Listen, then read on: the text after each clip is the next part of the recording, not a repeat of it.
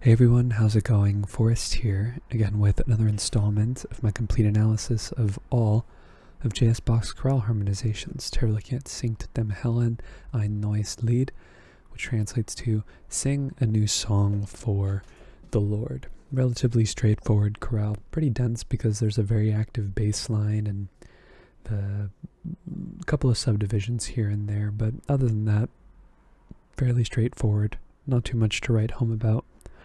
Let's hop right into the analysis. So we have 1 sharp in the key signature, and we start on G major. We also end on G major, so I reckon we're in the key of G major, and after our 1 chord, we see some passing tones in the lower voices. We have A, C, C, and G, which is kind of like a passing 2-7 chord, but we don't see all of the tones in the chord, so it's incomplete, and when it's subdivided I don't tend to mark those chords, but that's why making the video is good, because I can talk about it. We then get B, D, B, and G, which is just taking our 1 chord and inverting it. No need to reiterate the Roman numeral. And then we have more passing tones that take us back to that same chord we were just talking about, which then leads us back to G major. G, B, D, and G. And I think Bach is just adding embellishments in between these chords to sort of differentiate them from one another, because otherwise we would just have 3 tonic triads in a row. And then Bach does something similar on the next beat. We have A and C, except for the alto doesn't move in this case. We then have G, B, D, and D, which is another tonic triad in root position. No need to reanalyze. However, we have F sharp, we have A, we have D, and we have D, which is our 5 chord, D major in first inversion, 5-6, and that takes us to E, B, E, and G, which is our 6 chord in root position, passing 7th in the bass.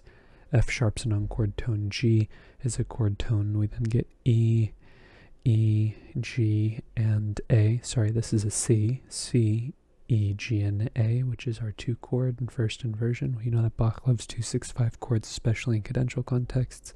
We then have D, D, F sharp, and A, which is our 5 chord in root position, and typically what we would expect after a 2-6-5 chord. And our first phrase, which ends in an imperfect authentic cadence, concludes with our tonic triad like we would expect. G, D, G, and B, root position. So our next phrase takes us to the key of D major pretty much from the very beginning. I mean, a couple of beats into the phrase, but we do see C sharp here in the melody, which does indicate to us that, especially it being in the melody, that we've probably moved to the key of D major by this point, or some type of C sharp oriented key, most likely D major. So we start off with G major again. We have G, B, D, and G, and then we have some non-chord tones on the end of the beat with F sharp, A, D, and A, which is our 5 chord in first inversion. We then have G, G, D, and B, which is our tonic triad in root position. And I do think this is where we move to the key of D major and it becomes our 4 chord. And on the end of the beat we have C sharp, we have G, which is a chord tone, and then we also have E here in the bass, which spells out C sharp diminished 7th, sorry, C sharp diminished over E, which is our 7 chord in first inversion. And then we get D major in first inversion, F sharp, A, F sharp, and D, which is our tonic triad now that we're in the key of D major. We also have a passing tone in the bass before we get D, D, A, and F sharp, which is, sorry, this should be 1-6. It's the same chord in root position, so we don't need to reiterate the Roman numeral here.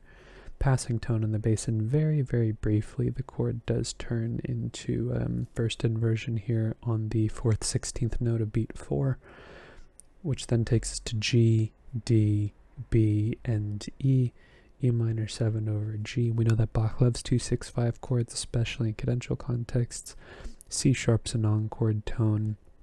E is the root of our chord. E, B, G, and E. Maybe very briefly the chord does turn into root position where it removes the 7th, but it's very, very brief. But to be consistent with the the other time that I marked the inversion to have changed when all of the voices are present, or all of the chord tones are present, I'm going to continue to do that for this chorale, just like I have for my previous analyses. That's going to take us to A major, A, C sharp, E, and E. It's our 5 chord. A is a chord tone, so we don't need to mark it. G is our passing 7th, and we end in a perfect authentic cadence with D major, D, A, F sharp, and D.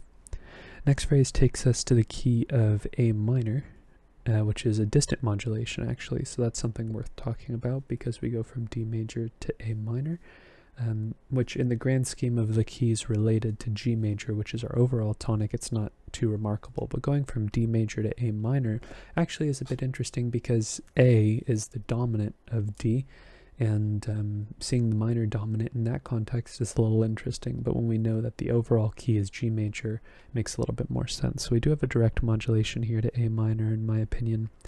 We go from sort of D major to C major. We either very, very briefly reference G major, or we go directly to A minor, and I think we go directly to A minor here.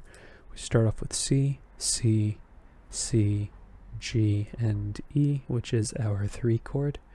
E is a chord tone, so we don't need to mark it. We then have C, D, F sharp, and D, which is D7 over C, which is 4, 4, 2 in the key of A minor. This is sort of a melodic minor thing going on here in the alto. And that takes us to B, D, G sharp, and D, which is G sharp diminished over B, which is where we would expect a 4-4-2 chord to go, so that's cool to see it resolve the way it typically does. But the only real thing that's interesting about this chorale is that we're going to see a couple of 4-2 resolutions that are a bit irregular.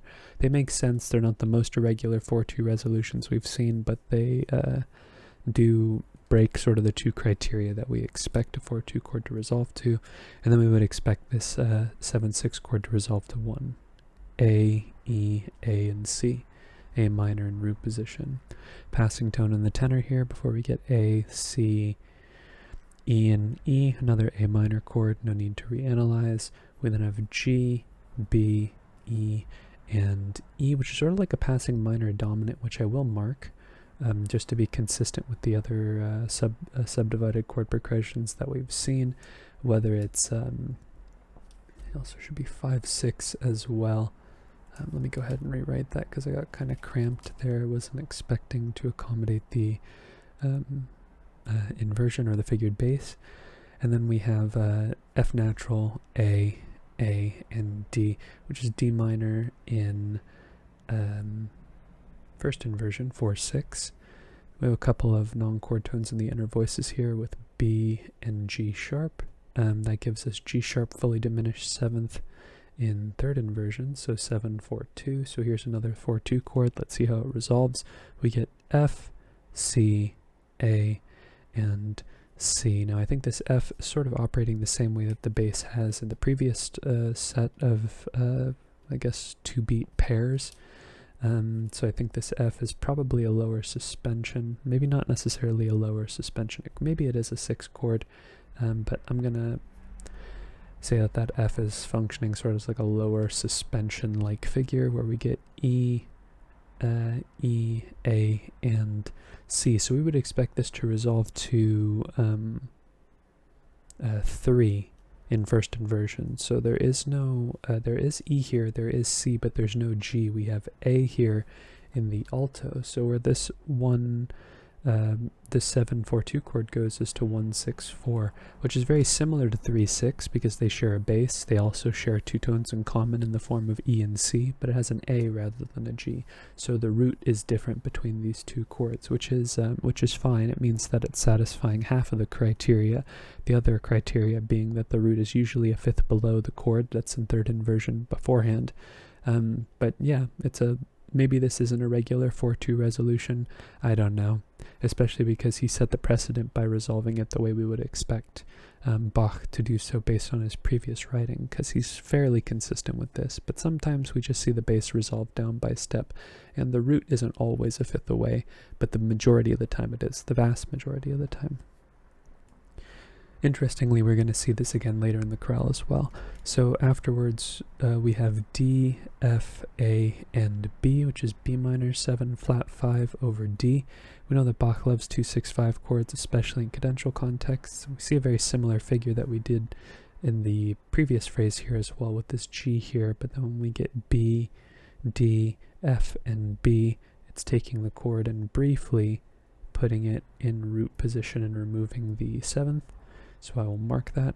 And then we get E, B, G, and G. And sorry, this is G sharp, not G, which would make this a 5 chord. E major, which is our dominant. We've seen this sort of cadential pattern in the past as well in the previous phrase.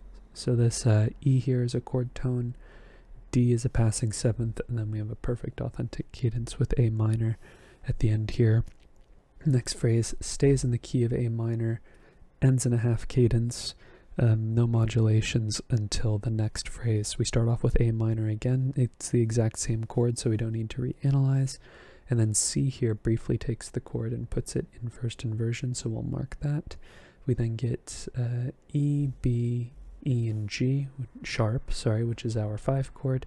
D is a passing 7th here in the bass, and that takes us to A minor in first inversion, C, C, E, and A. 1-6, passing tone in the bass. We then get G sharp, B, E, and B. This A is an accented non-chord tone. This is E major over G sharp, which is 5-6.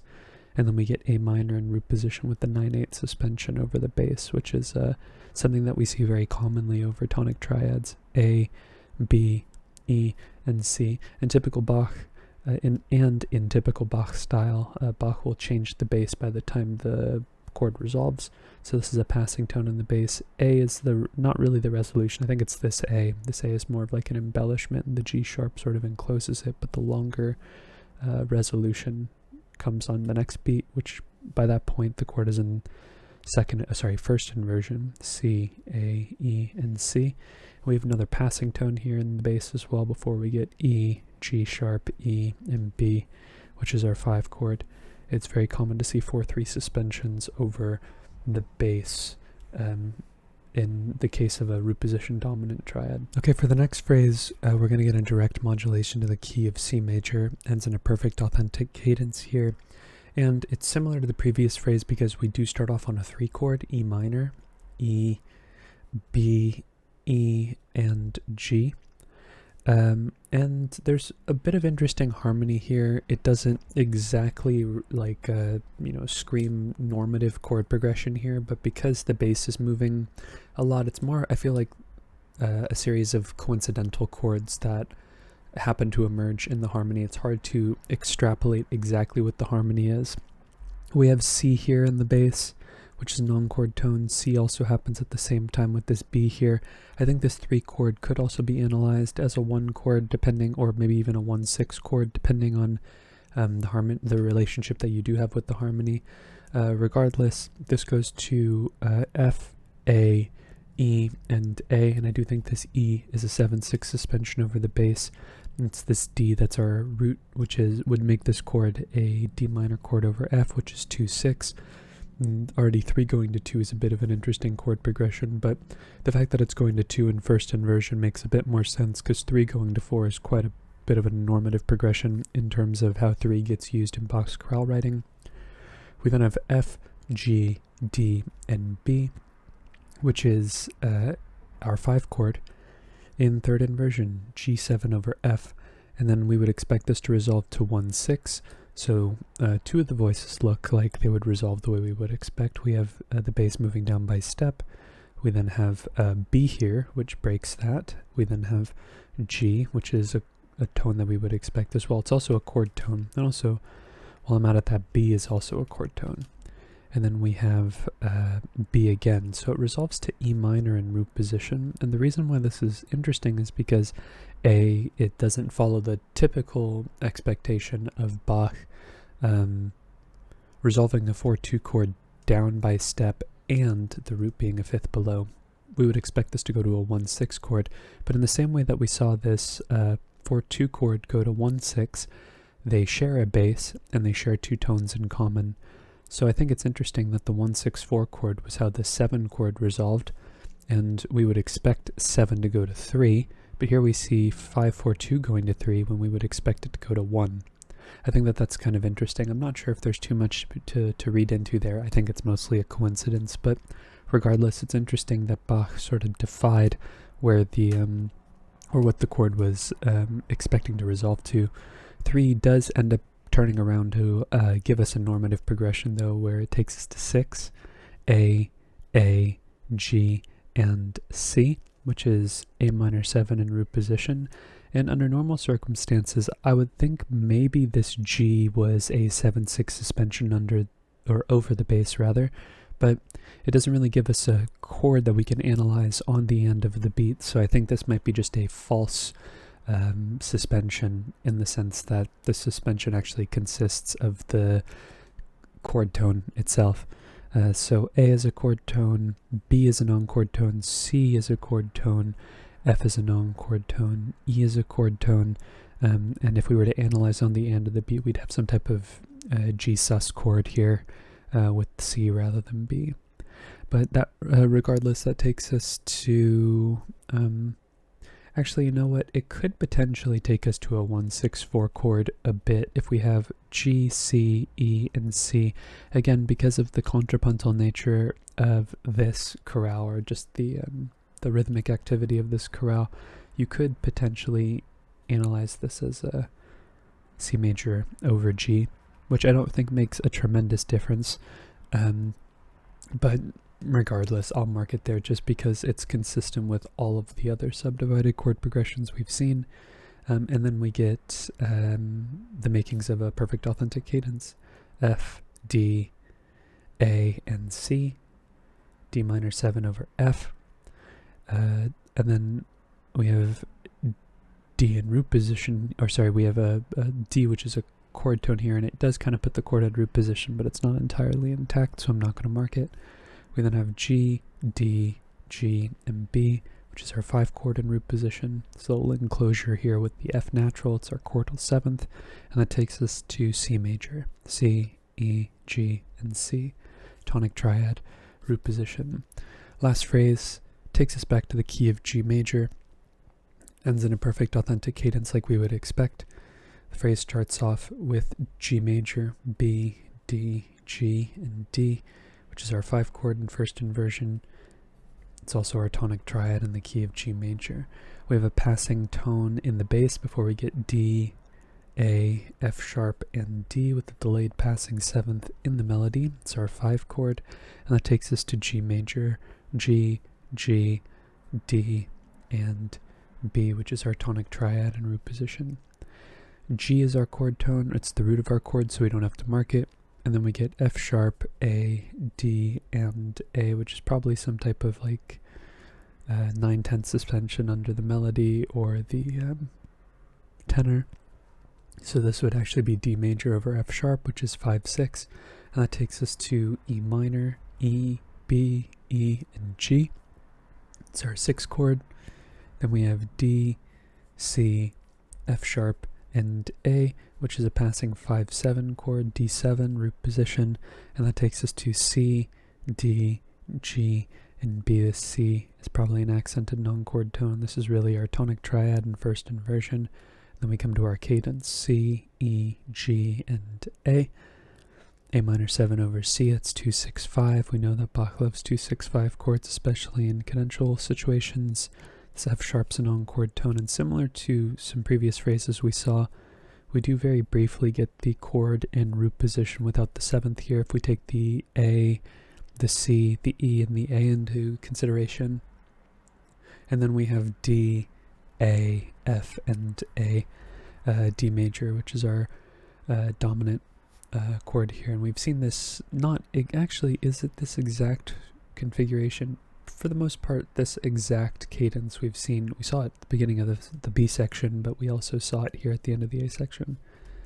D is a chord tone, C is a passing seventh, and we end on G major. G, B, D, and G. Tonic triad, root position, and that's today's analysis. So I think really the only takeaways from this chorale are, one, the distant modulation. That's something that I will write into my notes. Two, the irregular, I do air quotes there with the irregular 4/2 resolutions, where we have 7/4/2 going to 1/6/4 and 5/4/2 going to 3. They are happening in a subdivided context, which doesn't typically stop Bach, but do take it with a grain of salt, because some subdivided chord progressions, their inversions are, I guess, less important than what you find on the regular harmonic rhythm, due to the fact that sometimes there's just like counterpoint going on. And when counterpoint is happening, or at least more rhythmically active counterpoint, I feel like the inversion is less important than the Roman numeral. And I think also something that's curious about this chorale is the fact that there are two direct modulations. There are two common chord modulations and two direct modulations, which I think is interesting. It's an interesting proportion. Direct modulations, I wouldn't go as far to say that they're rare, but they're uncommon.